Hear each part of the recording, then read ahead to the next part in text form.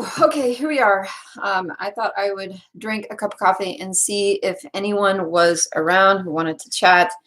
I'm just getting adjusted here. So it's 10 o'clock here where I am, and I just got home. And the only reason I'm having this coffee now is because I decided to go to the grocery store, thinking now would be a great time to go to the grocery store because I need groceries. I'm going to have kids home all week next week, right?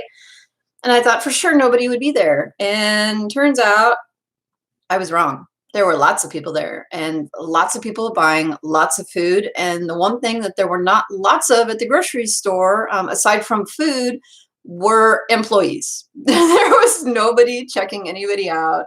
There was nobody putting out food. And so it took way longer than it was supposed to.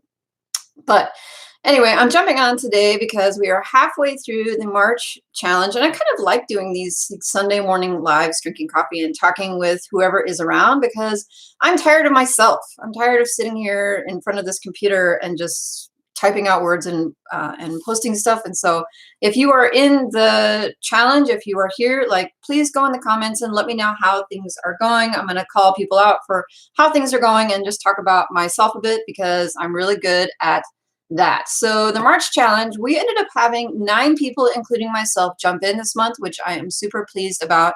And I swear it, guys, this month, the people who are in this are the most motivated of any challenge I have ever seen.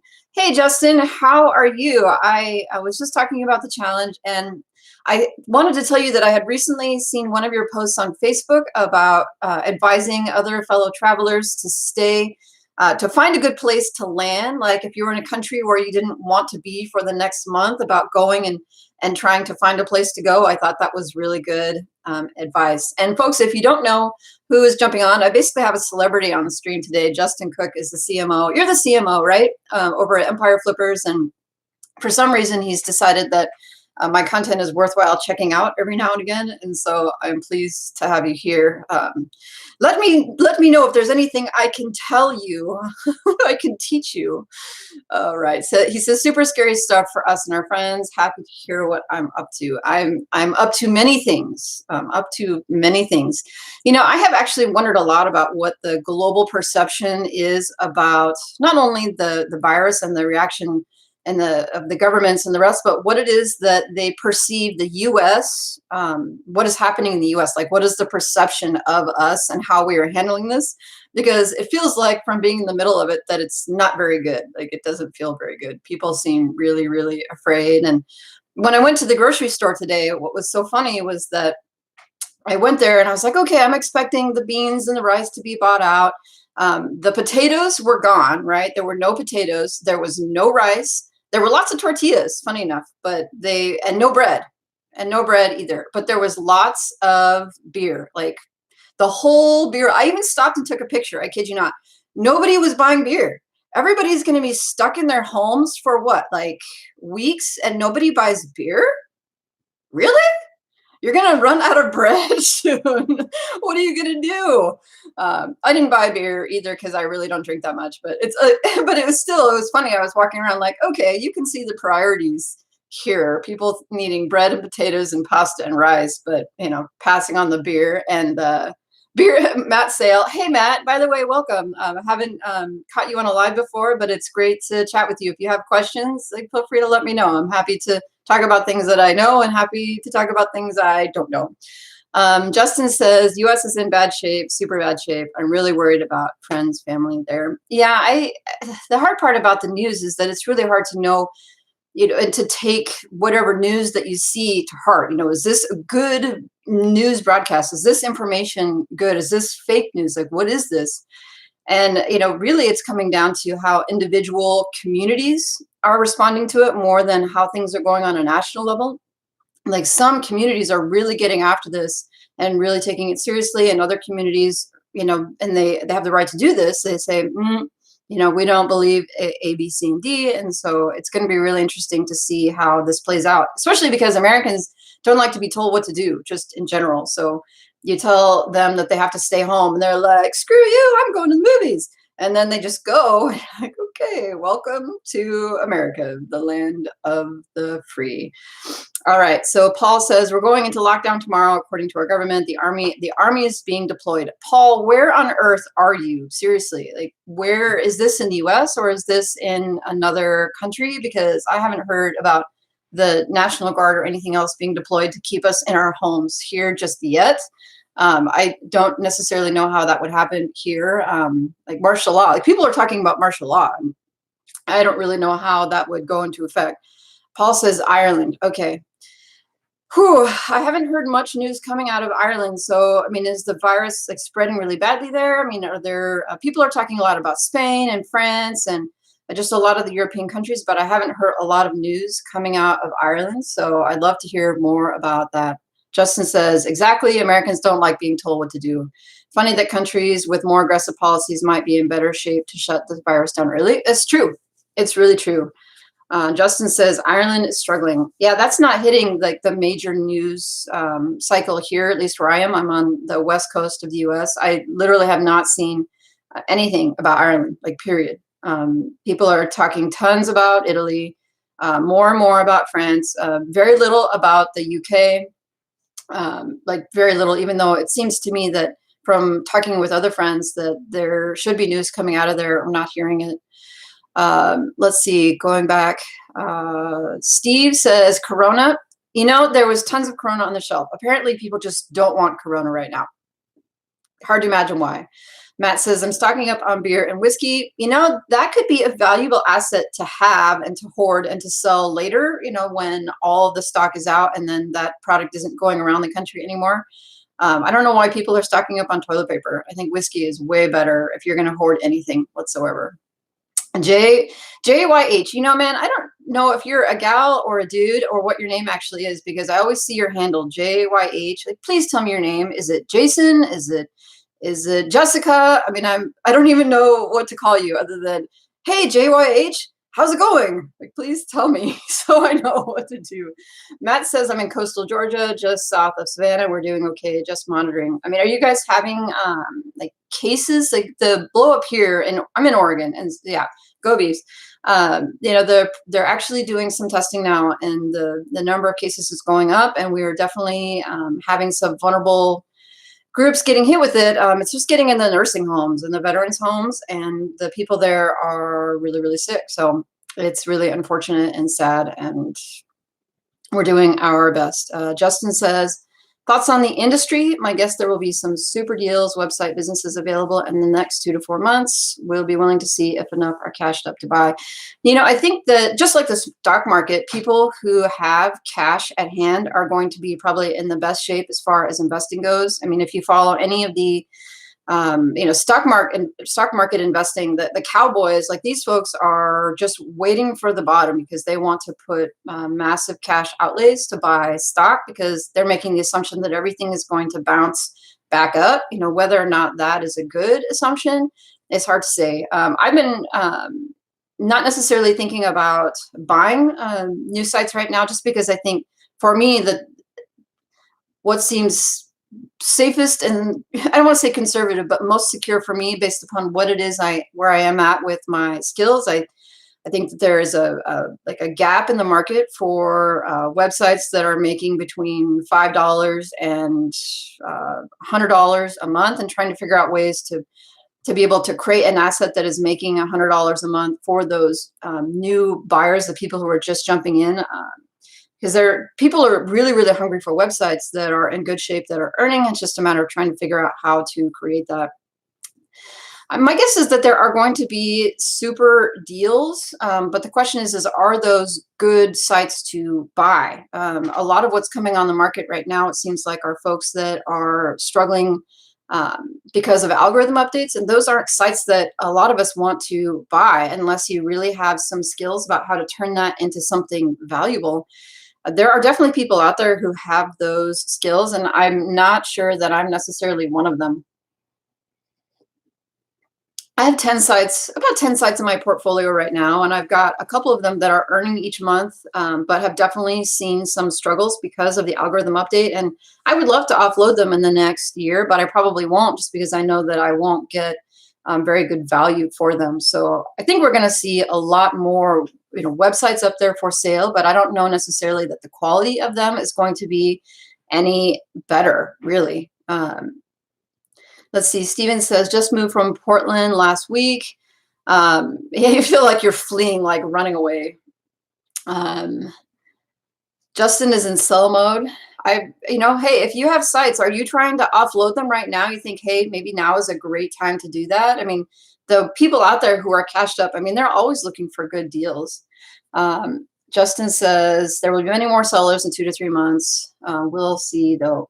I think a lot of people are paying really close attention to the fact that this is a market with a really hungry buyer base. I mean, I'm watching it all the time, and I'm constantly thinking, hey, is this something that I should hang on to for long term, or is this something that I really should, think about just trying to make, a bird in a hand, right? Like cash in my hand right now. This is something that is earning right now, and I never know if the algorithm is going to change and just totally decimate what it is that I have built. And, I don't know. I still don't know that I myself am going to be that fired up to run down and sell just now. Justin says, yeah, on lots of sites for sale, but have to pick through what's worth to buy. If this happens, we'll be digging through more closely and raising our criteria. Yeah, I mean, being really careful about what sort of quality site that we are buying. Of course, we're all going to be looking at that. And the question is for people who are getting into this market is, how do they know that they have a good site, and then being able to go someplace that is trustworthy to buy that site. I mean, there's definitely room in the market for guys like John Gillum at Motion Invest, where they can be able to gather sites that people, want to buy, that they trust that they're getting a good site that is in that smaller level. If the economy does go sideways, though, and we're in a recession, I have a hard time seeing how people are going to be able to be buying the big sites, like the ones that you see on Empire Flippers that are listed for millions of dollars. I could really see how those sellers are going to have to sit tight, because people aren't going to be wanting to give up their cash, especially if the seller isn't willing to do some sort of financing. Like, I can't see how I would want to be going and investing in something and paying full value for it in a time of a recession. I'd be looking for deals. I'd be looking for people who are cash hungry, who are cash poor, who are ready to make a deal and to give up on an asset that is worth a lot more, but they just can't, they can't wait any longer. Steve says, still wondering if my dip in traffic is a result of the pandemic or an algorithm.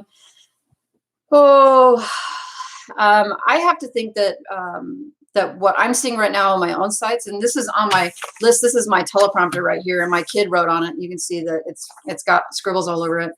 A lot of people are reporting that they have had traffic fall in the last couple of weeks. I felt like I was doing pretty well, and I was like, yeah, not seeing any traffic problems until 3 or 4 days ago. And then day on day, I'm seeing a drop of 2 to 3%.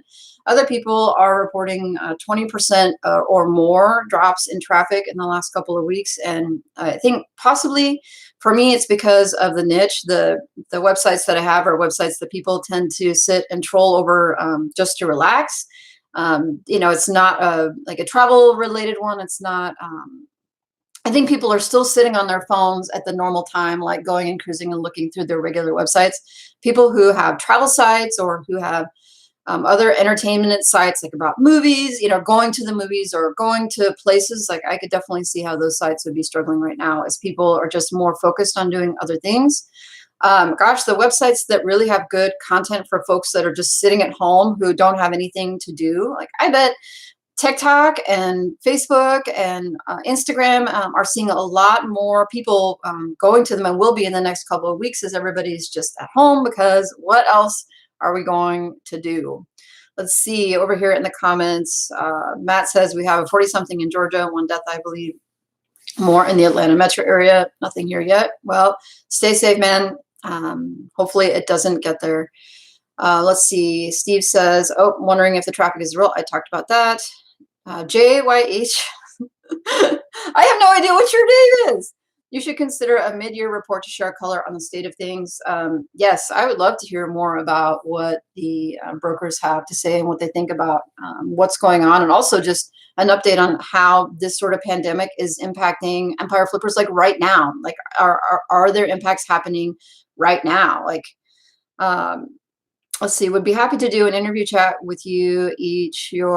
Yeah, hey Justin, if you want to come over here and let's talk about Empire Flippers. Like, let's talk about what is happening and how people globally are handling this, just from your experience. I would love to know what it is that's going on your guys' end.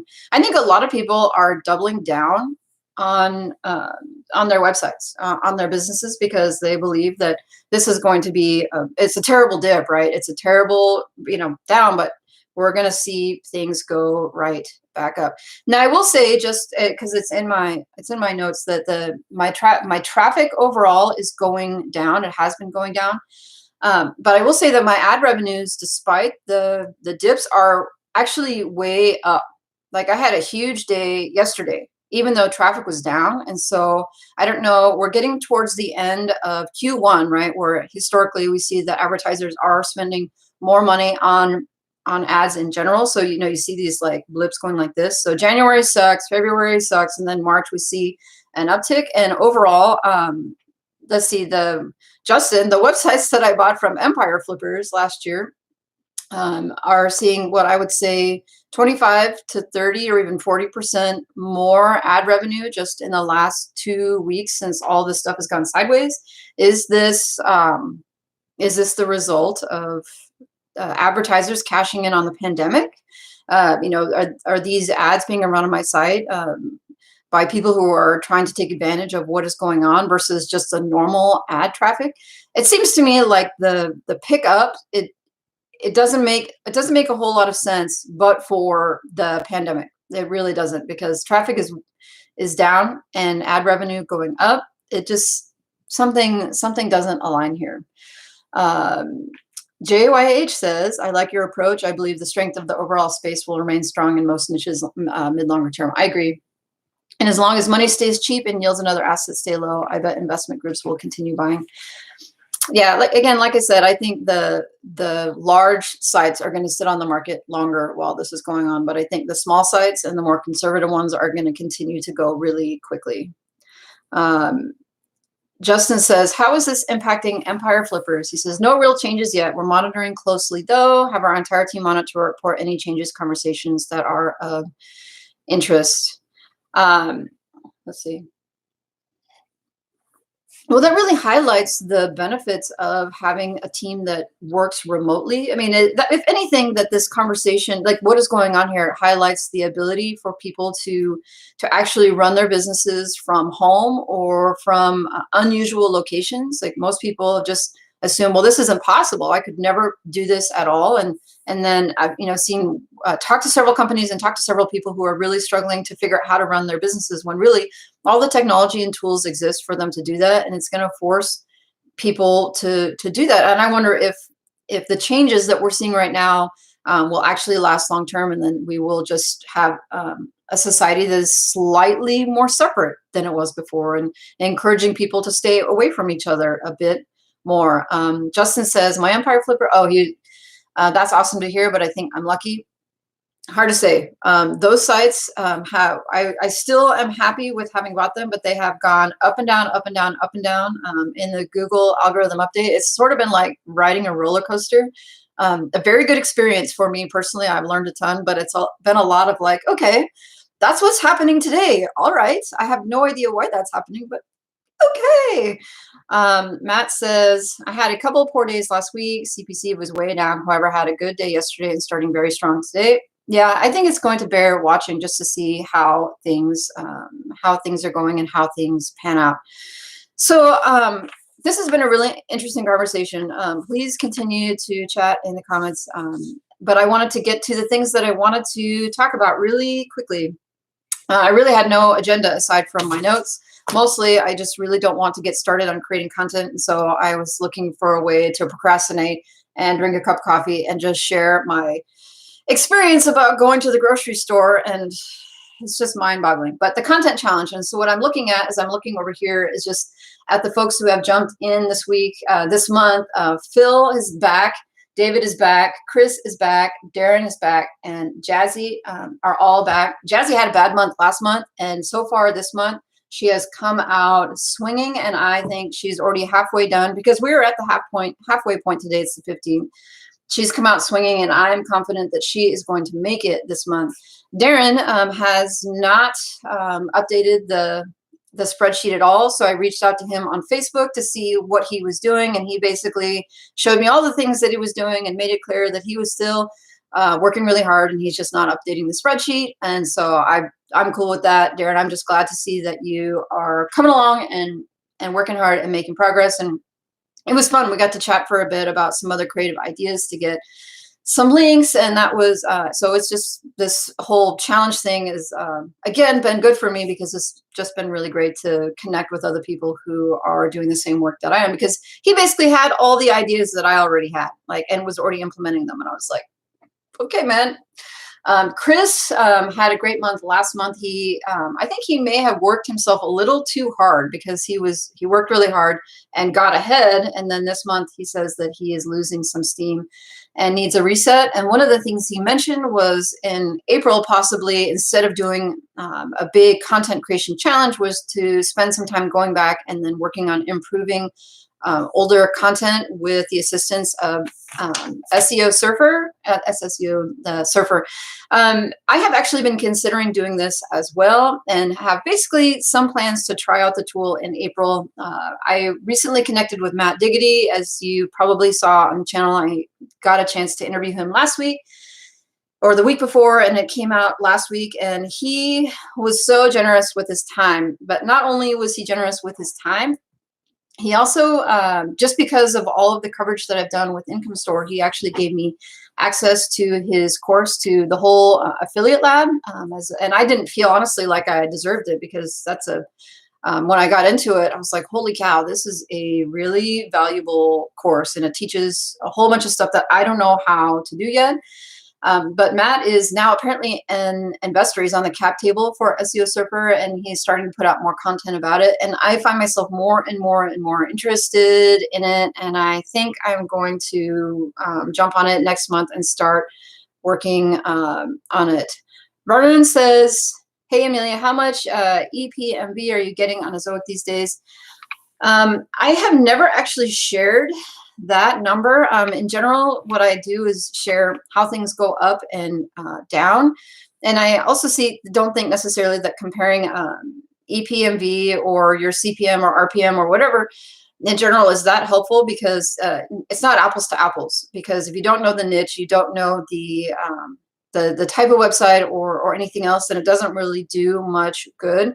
But in general, what I have been seeing over the last 2 or 3 weeks is my EPMV is going up. And part of that is because I had some sort of technical issue on the site in February that Ezoic fixed for me. And part of it is I think that for whatever reason, advertisers are using my site to advertise products to take advantage of the Corona situation. Other people are saying that theirs is going down right now. And in the comments, if you guys are on Ezoic or you have AdSense or any other display ad stuff, I'd like to know if your RPM is going down or up or staying the same, especially in the last week or two. JYH says, it is Jason, by the way. Okay, well, thank you. Now I will know to call you Jason. And Jason, you have talked about jumping in on the challenge and you have never done it. And I'm going to keep bugging you about it. Interesting regarding your ad revenues. You're not on Google Ads, right? Your ad listing standards different, leading to ad revenues for products that would be restricted elsewhere.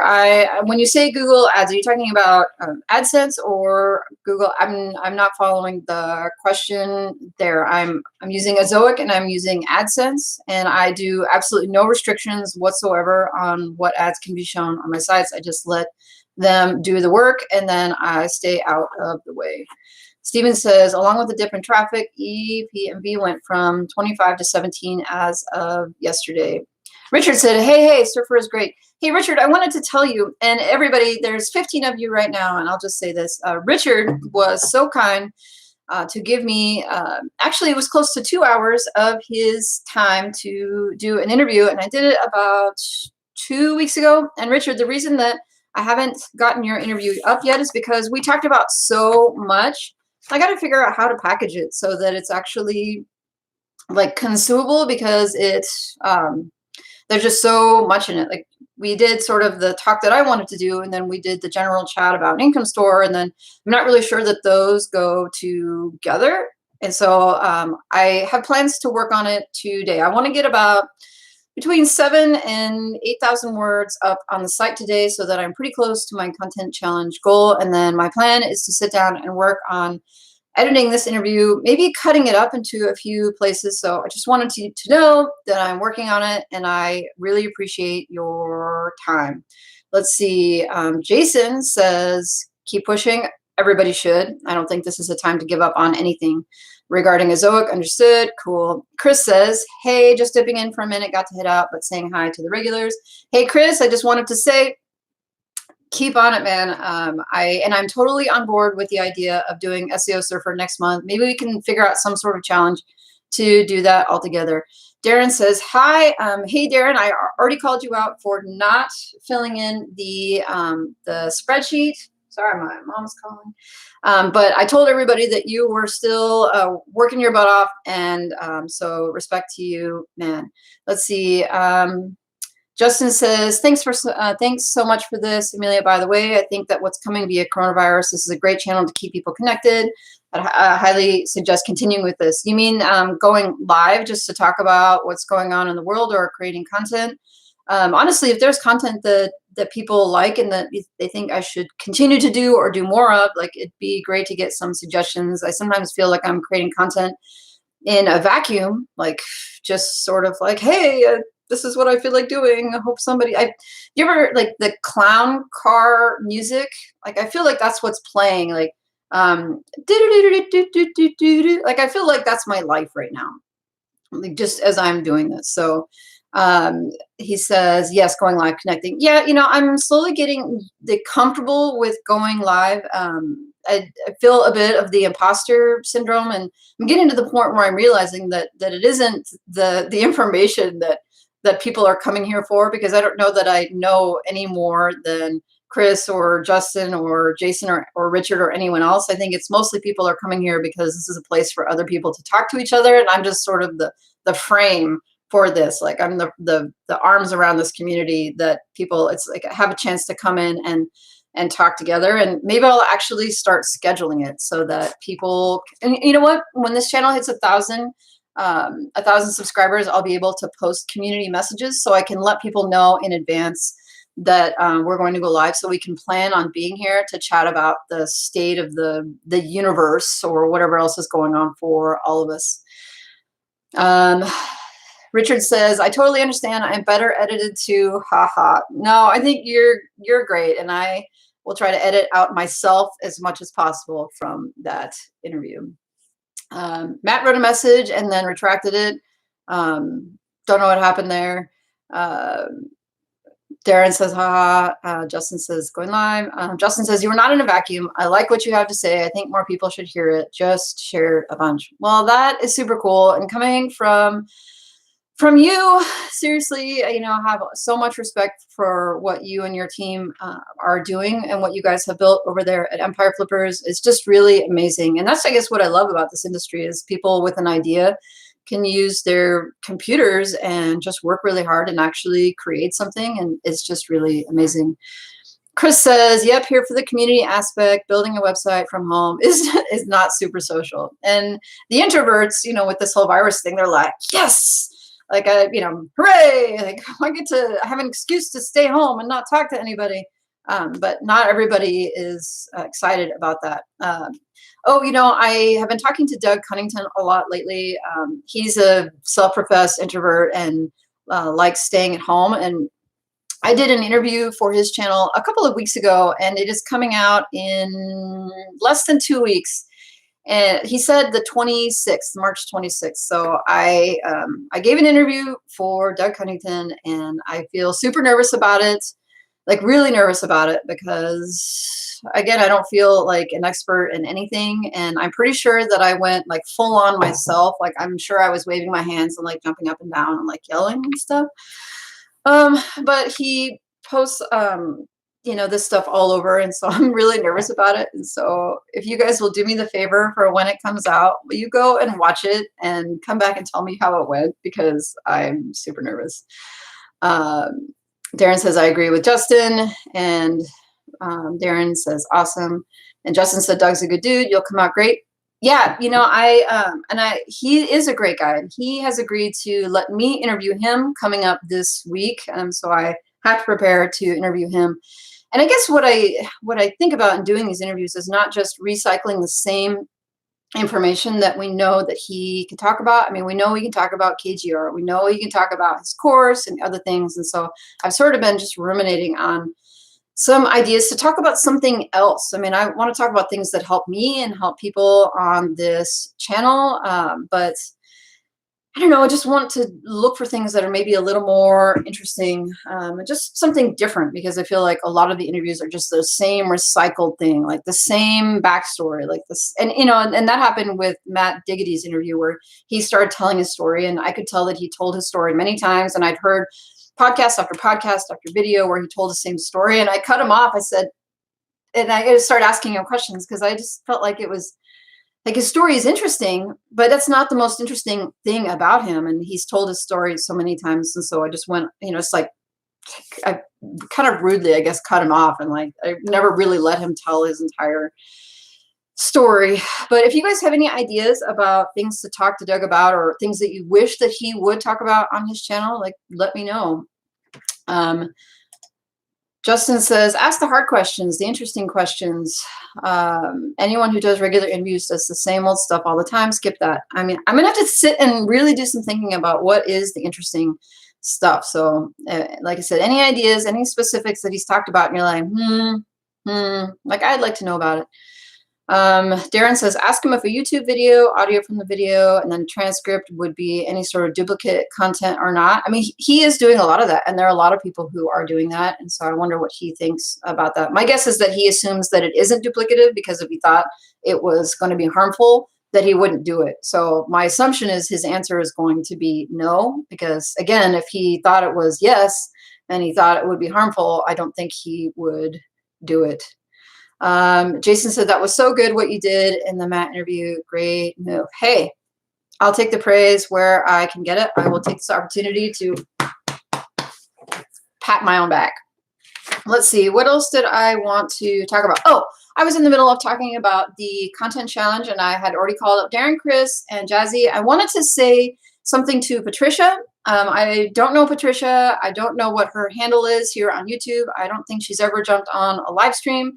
She jumped out of nowhere, just seeing one of these videos, and said, I'm going to get into a content challenge with a whole bunch of people I don't know. There's two reasons that I love this. One is that it's another lady. I know there are lots of women out there who are doing this work, but it seems like most of the YouTube content and most of the live videos, at least that I come across, are just men. I don't have a problem with men. Men are awesome. I love men. But it's just nice to have other women out there, and to know that that we're out there and we're also working hard. She said that she was going to do 60 articles this month, and has basically been working super hard. She says is struggling to get momentum, but is consistently doing something way more consistent than I am. So you are awesome. Keep up the good work. Please, if you come across this video, leave me a comment. Tell us more about yourself, or go to the spreadsheet and tell us more about yourself. I would love to know more about your projects.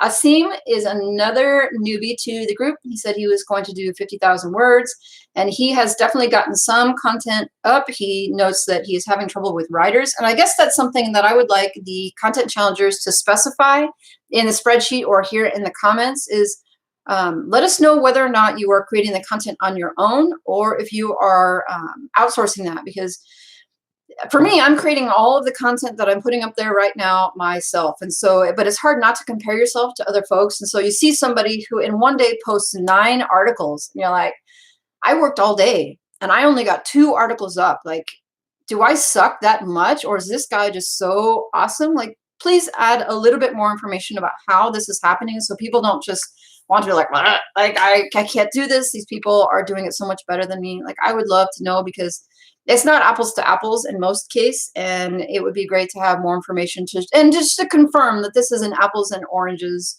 situation. Who else? David is working really hard and has come out swinging as usual. Basically, there's only been maybe 1 or 2 days that he has missed, and I'm just wondering if on the 14th, on yesterday, he just hasn't checked in. Sean is new to the group. Sean is, and I've called out his channel before, he is doing mostly Amazon affiliate sites, although he has talked a little bit about starting a display ad site. He said he was going to do 100,000 words this month, and so far has come out swinging, having some days where he's putting up 5, 6, 7,000 words and just doing it really consistently. So I'm super impressed with your work, man, and your work ethic and your consistency. And I continue to send people over to your channel because you know more about this clearly than I do. Phil says he's going to put up 100 articles or die trying, and he is having some really big days. He is having days where he puts up 3, 4, 5, 6, 9 articles. And Phil, if there are days where you have no articles published or posted, like it happens. Like this isn't the time to feel like a failure or to get down on yourself. We just got to keep going and keep pushing. And if we don't make it at the end, we don't. But in the end, we're going to still have made progress and all the rest. As for me for this month, I said that I wanted to put up 100,000 words. And so far I am behind. I'm about 13,000 words off.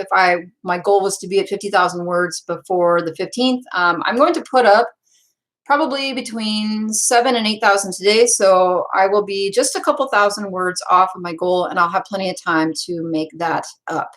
Going back over here to the comments, let's see. Paul says, ask him what helps his grow the business the most, blogging, YouTube, or podcast. That's a good question. Justin says, much smaller percentage of women buying and selling businesses. How do we fix that? How much effort should brokers put towards fixing that? It's amazing to me that there aren't more women in that space, because it seems like there are a lot of women who are starting websites. I mean, an extraordinary amount of women who are website owners and operators. I mean, look at all the mommy bloggers and the recipe bloggers and the food bloggers and all the rest. Like, there are so many women who are running these websites and making money with display advertising. How much of it is perception? I mean, how much of it is maybe that they aren't necessarily following the content, or maybe that's not something they would ever think of? I mean, how many women are at the front of Empire Flippers? I mean, we tend to follow who we are, right? We tend to be attracted towards creators on YouTube who are like us. And for me, I feel like I'm out of that mold a little bit, because I am sort of focusing on stuff that maybe people who are like me aren't doing. And or maybe I've just always got along better with men. I don't know. I've always worked in male dominated professions and done really well working with men. I was on, this is a backstory, this is the Go Beeves. I was on a crew team in college, and I was on the men's team because I was a coxswain, because I was really small. And so like my formative years of 4 or 5 years, I basically spent all of my life with 60 sweaty, smelly dudes.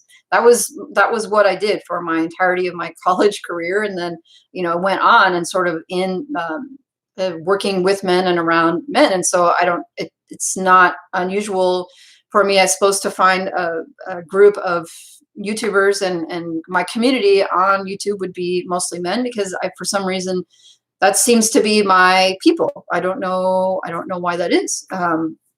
But maybe Empire Flippers, maybe these groups need to put more women at the head of it, because I know that Empire Flippers has a lot of women involved in the company. I mean, maybe not as many as men, but there are a lot of women who are involved in the company and who are in doing this, and maybe doing a spotlight on what women are doing. Maybe that will help draw people there. And I'm not talking about equality for equality's sake. I feel like there's money to be made there, and there is an underserved audience that has money, that has a lot of money, that that money could be brought into play, and something could be made of it. So Let's see. Justin says, personally, I'm more interested in growing our business market. I'm open to more women doing it, but it's not a specific focus. Steve says, I made, yeah, I mean, again, like it's not just women's for women's sake, but just growing the business overall. Steve says, I made a challenge to post at least one new post every day in 2020. That is a giant goal. 365 new posts in 1 year. That if you do that consistently and put up a quality post for 365 days, you will have an amazing website by the end of 1 year. So stay with us, keep updating us and let us know.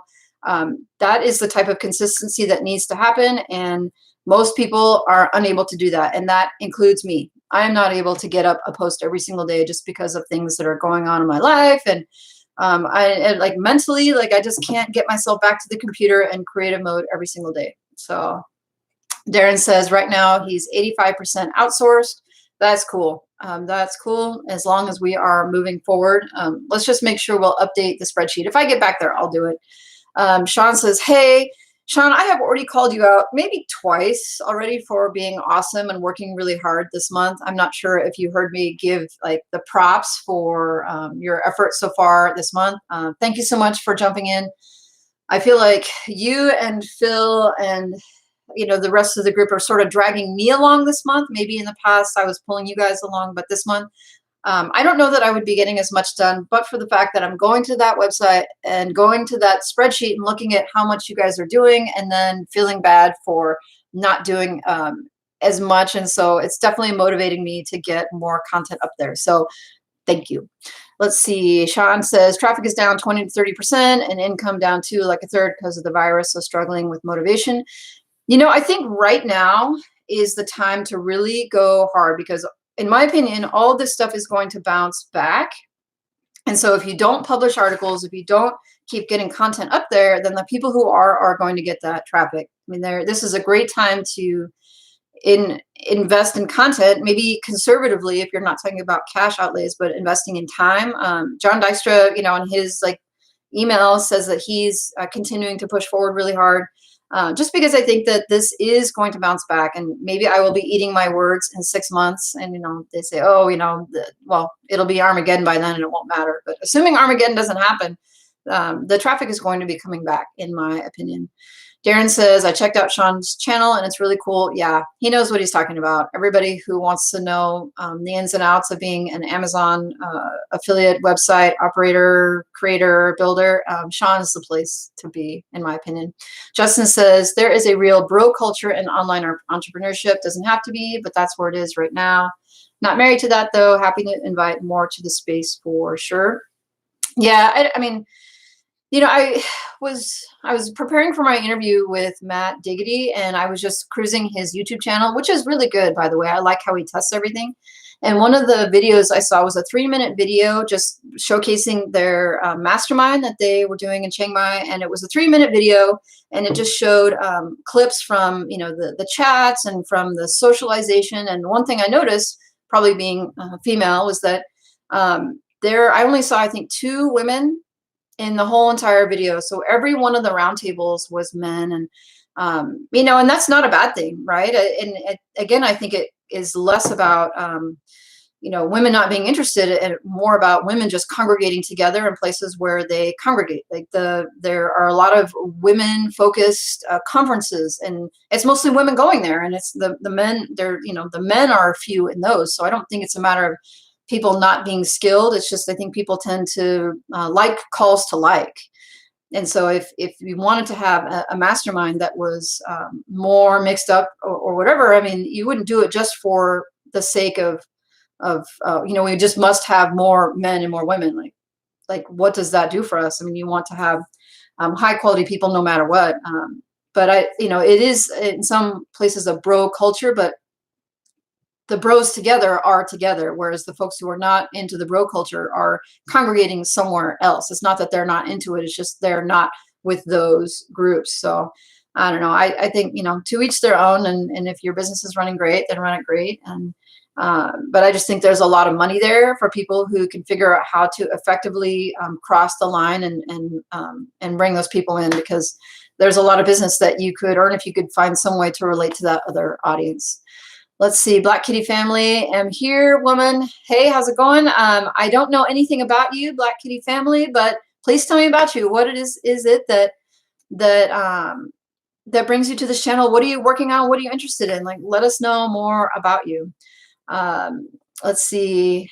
Justin says, awesome, Steve. If you do that and the reaching out to others to promote that content, you will have a winner. I absolutely agree. Sean says, yeah, totally agree. It's just temporary and will bounce back, in my opinion. I think we can all agree that that's probably what's going to happen. We're just going to all keep an eye on it. But it is really hard to get motivated to go back and work on something when it's going really crappy. And that is just one of those places where relying upon your accountability group and then just continuing to push hard and just to be disciplined, that's where the winning is going to happen. And it's not going to happen tomorrow. It's not going to happen in April. It's going to happen in November.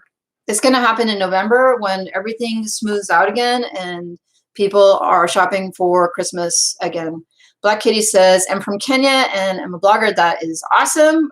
Welcome. Do you have a website? And if so, what is your strategy? Like, how are you monetizing? Tell us more about that. Love to chat about it. What Now says, I'm female and I create digital content and I just bought my first online business whatsoever. You go. That is awesome. Was that the purchase that you bought through Motion Invest? I feel like that was something that we talked about in the comments, and I feel like that you mentioned that it was a good experience. I'm curious to hear more about, not necessarily the site, because you don't have to tell me about the site, but whether or not it is that you felt like the money that you spent was a worthwhile experience, and if that asset has looks like it is on track to basically having been a good idea, right? Because for me, when I go back and I look at the things I chose to do or my experience, like, good idea, bad idea, and over time whether or not that was a good idea and whether or not you would do it again. What Now says, even though I don't create content about online businesses, affiliate sites, making money online, I'm still in the online space. Yep, I know there are lots of women out there. We just don't seem to be congregating in the same way that the male SEOs and the male investors, website investors are doing. And the question we were talking about earlier was whether or not there was money to be made in pulling in more women into the website investing space. I think that there are a lot of women who are creating sites, and rather than sell them off, or making at least some money from that effort, that they're just letting them go. And they don't realize that there is an opportunity to sell that asset or to build with the idea of selling. You go into these blogging groups and people say, oh, I have this site. It's, 3 or 4 years old and I'm just not that interested in it anymore. And, I'm going to give up hosting. And I'm like, that domain at least has some value. The content on it, if you've been creating content for a couple of years, like, there's some value there. I mean, maybe that's not a site that could get listed on Empire Flippers, but if it's making at least a little bit of money, somebody's going to want to buy that from you. And they may not realize that that's something that is an option for them. And I think, and I can speak from experience because I did that before. I had, before I got into a place where I was getting better at creating sites, I would start projects and then work on them for a bit and then hang on to them for a while and then get tired of them. And then rather than try to sell them or make any money from the asset, I just never knew that that was an option and that was something that I could do. And I probably left money on the table there and I just didn't know. Let's see. Stan Random Stuff. I'm watching you from December. I have a blog and you gave me motivation to go on. Well, I am so glad to hear that. You are melting my heart just a little bit because we feel like we're basically here in a vacuum. And Justin, I already know you said that I'm not in a vacuum, but I feel like I'm in a vacuum, and sometimes just knowing that there are other people out there who are doing what you are doing, and that can just make a huge difference. Like, that can just make a difference. This is a long game. Like, it's a marathon game. The investing part is a long game. The blogging, creating sites, this is all a long game.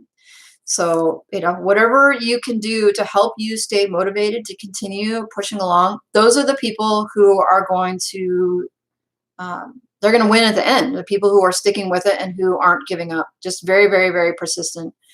What Now says, yes, I bought through Motion Invest. I might have overspent on the asset, but overall it is a low competition niche. And I think it has potential for growth over time. So what makes you think that you overspent for it? I'm curious to know whether or not, like what it is that makes you think that, because a lot of people are going there to purchase sites, and a lot of people clearly, because their sites are on the market for like 3 minutes, like they sell immediately. And so you want to know if it's worthwhile to jump in on the hype and put your money there. She says, I plan to keep my personal brand about coding and data science, but I plan to continue purchasing digital assets in other niches and building a portfolio of digital businesses. I'm curious about how you are planning to finance that. Is this something that you are looking at obtaining financing for as far as borrowing money, or is this one that's going to be a personal cash outlay or even partnering? Like, I'd love to know more about your strategy for getting in deeper with other niches. And when you say other niches, are you talking about content sites that earn in a particular way, or are you thinking, oh, like I would like to diversify with an FBA business, or I would like to do Amazon affiliate, or more about AdSense or Ezoic or whatever? Justin says, let's show Amelia she has a diverse audience. Where are you at? Signing in from Vietnam here. Yes, everybody, right now, if you're watching this, go right to your phone, go right to your computer and tell me where you are in the world right now. I would really love to know. I know we have somebody from Kenya. I know we have someone from Vietnam. I know we have someone from Georgia. I see HK. Jason that must be Hong Kong. Am I reading that right? So Jason is in. Who else is here? There are 17 people supposedly watching this live stream. And so let's see. Sean says England. Saigon. So Saigon, that's Ho Chi Minh City, right? That's what I recall. Jason says, yes, Hong Kong. Okay. You guys, my coffee is cold. I don't know. I literally thought I was going to jump on here and be on here for 15 minutes, and it's 51 minutes later, and I'm literally having so much fun talking with everybody that I'm not going to get up and get more coffee. Steven says, non-sunny California.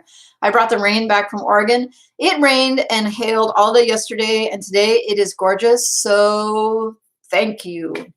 Philip says, Barcelona, but from Ireland originally. So Philip, what is it like in Spain right now? I have been watching the news, and they talk a lot about the lockdown and like what's going on over there. But I would really love to hear more about what is going on in Spain and what the atmosphere is like and how people are feeling, because I don't feel like the rest of us around the world are really getting an accurate picture on what is going on. Chris says, yeah, I've gone out and come back and you're still live.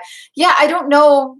It's just really fun today. And I guess maybe I really needed to chat with other people about what's going on, because it's been really hard. I've worked really hard the last couple of days. Like, I had some days where I didn't get anything done because of the kids and because of work. And so I've had 4 or 5 really good, 4 days of like really, really good. And now I'm tired. Now I want to talk to people and sort of moan about it. Let's see. Darren says, Las Vegas, Nevada. That is why you end up fishing in those really awesome places where you fish, because it's not very far from you. What Now says, I'm interested in SaaS businesses, content sites, not so much e-commerce. I am a coder, so SaaS is attractive to me. I plan to buy using personal finance. I find myself also really interested in apps and in SaaS businesses, but I've just sort of been sitting back and trying to learn more about the space. I'm not a coder, but I love making money. And so I'm really curious about finding a way into a business that is earning money in a different way, especially with developing apps. I just think it's really interesting. And I think there's a lot of room there because a lot of people are intimidated by it. They don't know how to do it. And I don't think it's as hard as it has to be, especially if you can find the right team to help you do it. What Now says, signing in from Seattle. I'm not sick with the virus yet. My sister is in Seattle, and I went to Seattle at the end of December, and I am pretty sure that my family, that we've already had the virus at least once. I am pretty sure. And, luckily we didn't have any drama with it, not vulnerable or whatever, but I'm fairly certain that we already had it. We probably brought it back we were probably some of the people who brought it back from Washington, not even realizing. Like, my sister lives in Kirkland, and so that's where we went. We were like essentially in the epicenter of the spread of the virus. So we were probably some of the people who brought it back to Oregon. There have been no cases identified here in the county that I live in, but I'm pretty sure that other people have gotten it, and we may have been the cause of it. Justin says, I think we needed this too. I guess so, because people are still hanging on. There's still people who are, usually people jump on and then they jump off, and they might check in for a couple minutes, and but most people are sticking around today. So it's been really fun. Thank you very much. Let's see. Philip says non-essential shops and restaurants are closed. It's pretty relaxed, like a really quiet Sunday. Minimal traffic. I hope that stays. That's what happens here. Unfortunately, they're in the process right now of transitioning to shutting down stuff here, at least in Oregon where I am. And so far, all they have closed is schools. So schools are closed starting on Monday, and then banning gatherings of over 250 people. Restaurants are still open. Businesses are still open. But people are definitely fraying at the edges. There have been a lot of fights at grocery stores over toilet paper. People like fainting in the checkout lines, like really, really long lines. And there was a shooting at the local Best Buy, some guy in a parking lot. And I don't know how much of this is related to the stress about the pandemic, but you hear the sirens going out a lot. And so I wish it was nice and calm and relaxed, but nobody is super calm and relaxed right now about it. Whatnot says, I think a lot of people here have the virus, but not manifesting symptoms. Says, I am 22, so not worried about getting super sick from it. If I have it. Yeah, I think that is most of us. The issue is just preventing it from transferring. So I had one more thing I wanted to talk about before I went, and that was just looking forward. My case study, my AdSense experiment case study that I started last year in April is coming up on its 1-year anniversary. And I know that I'm a couple weeks behind on doing the 11-month update for it, but I've honestly talked about it so much on the channel that I'm kind of like about it.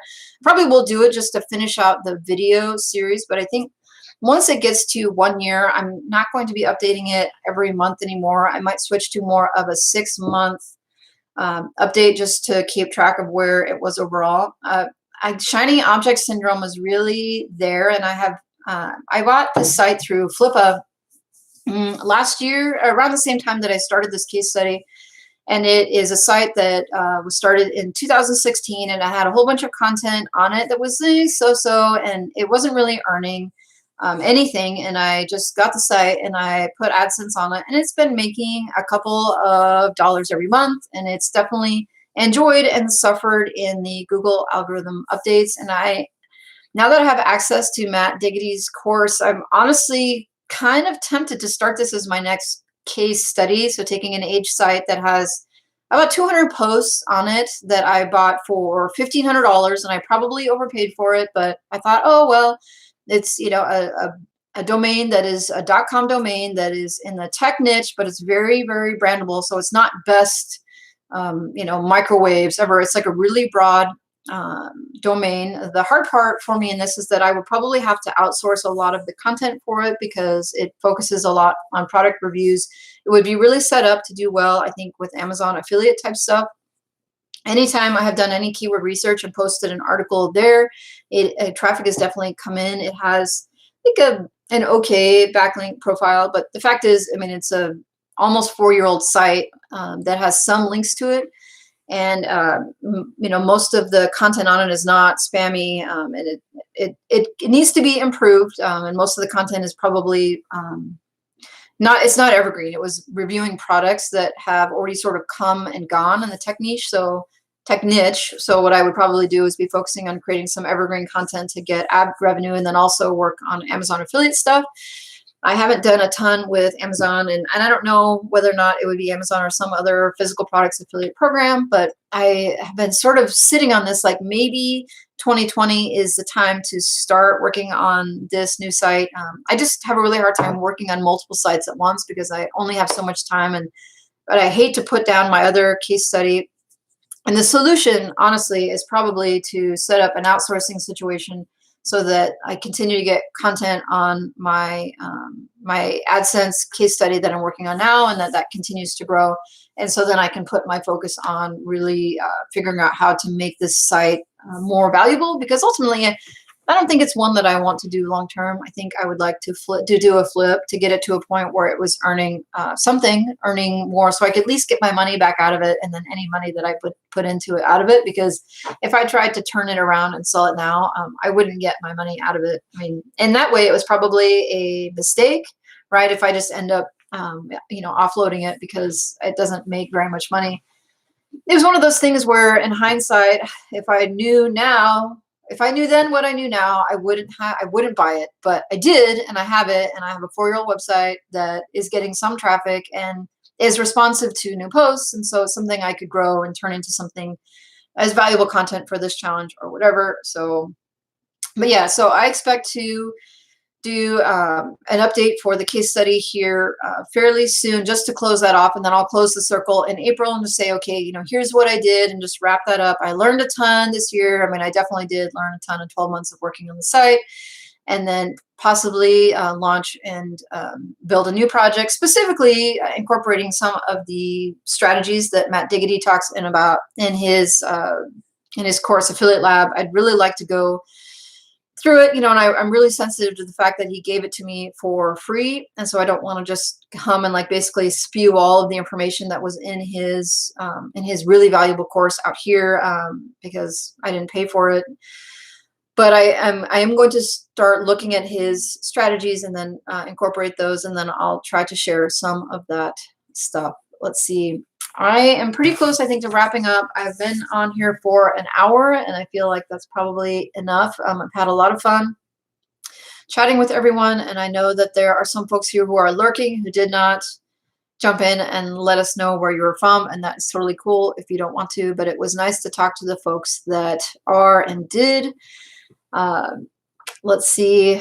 Finally, in the comments, Justin says, probably okay for you, but more concerned about our elderly crowds, immunodeficient crowds. That is true, and that is why many of us who are healthy, or don't have any real concerns about being sick ourselves, are just staying home and just trying to avoid spreading it anymore. And outsourcing the content for the website. I bought for Motion Invest, now spending my time focused on creating content for personal website. Time is limited. That is the limiting factor for many of us, either money or time, or sometimes both. All right, everybody. Well, that is it for today. I hope to, in this week, post my interview, or a series of interviews with Richard Patey, it was really fun to talk with him, and he was generous, really generous with his time. I'm going to interview Doug Cunnington this week, and I expect to see that interview go live probably the week after. So not this coming week, but the week after that. And then I'm going to be out and offline for 4 of 5 days, because I think I'm going to take the kids camping. I think we're just going to bail out of town and just get away from people, and still trying to find a good way to have fun and make good experiences without having to sort of continue to simmer in the fear and people being upset, and just try to enjoy life, try to live, right? I mean, that's why we are here. Chris says, see you all later. Looking forward to your interviews. Thank you so much. It's great to have you around, Chris, and it's been fun working with you. Does anybody else have any questions? I will finish my coffee. And people, you guys can jump off if you are done at school. I'm not planning on covering anything else of substance. But if anybody else has any questions, I will sit here for a minute or so. Jason says, talk to you later. Hey, man, are you going to jump in on one of these challenges or what? It would be great to have you, and also to get to know you a little bit better.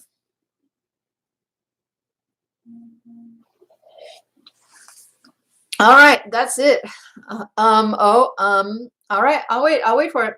I see an Are we gonna snag you here? Is the group mentality, we're gonna suck you in and say, okay, I can do it. I will do it soon. All right.